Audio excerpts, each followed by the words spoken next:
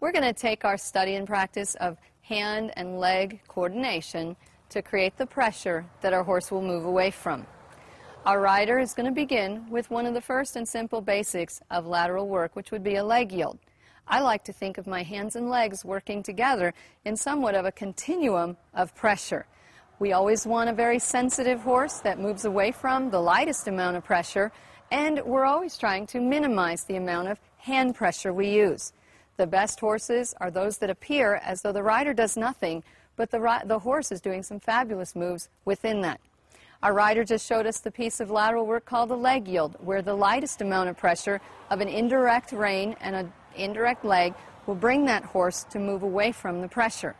Now we're going to take that pressure to a greater amount and ask this horse to side pass. Our indirect rein becomes more assertive, and our left leg is asking with a little more pressure to get this horse to move to the right as he crosses his legs over. Now we'll take that to what I consider adding a little more pressure. Perhaps the hands have to then back the pressure up a little bit, so it's a little bit more in a backward sense as we ask this horse to go ahead and create that, what we call a spin.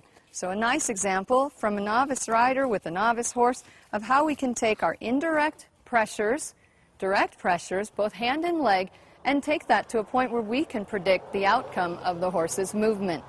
Along the way, we recognize that the least amount of pressure is always the best, so that we can take our horse on to become that very quick and handy Western mount to go to any discipline that we might choose.